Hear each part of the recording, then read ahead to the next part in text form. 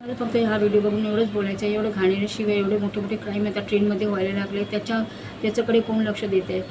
कोण आलं का मंत्री काही बोलण्यासाठी? काहीच नाही आलं. त्यांना काही फरक पडत नाही. फक्त डब्बा वाढवणारे, AC लावणारे, मोठे मोठे ट्रेन काढतात, ते समुद्रामध्ये म्हणजे एवढे मोठे मोठे विचार आले. पण पब्लिक सेफ्टी कुठे आहे?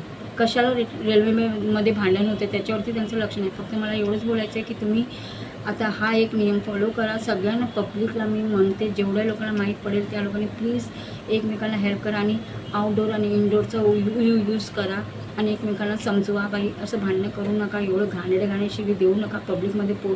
कसं सुरक्षित राहणार आपला देश? आपण आपसामध्ये मारून टाकतो एकमेकांना, एवढा राग कशाला मनामध्ये आणायचं? खूप वाईट आहे विचार.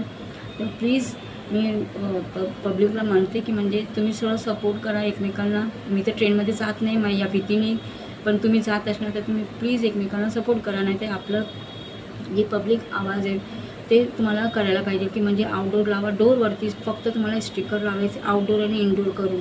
2-4 दिवस पोलिसांना समोर डेली पोलिसांनाच डब्याच्या समोरच उभं करा. चुकीचं काम केलं की फटकन एक दंडा लावायचा.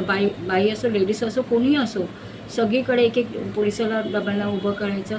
नाहीतरी स्टेशनवरती पोलीस असतातच, पण ते बसून असतात. काय उपयोग आहे त्यांचं? एवढी गर्दी असते, त्या गर्दीमध्ये ते पोलीस पण दिसत नाही. म्हणजे काही पण होऊ शकतं आहे. तर प्लीज एवढं करू शकता तर प्लीज सगळ्यांनी मदत करा एकमेकांना, तरच काहीतरी आपले मुलं सुरक्षित येतील.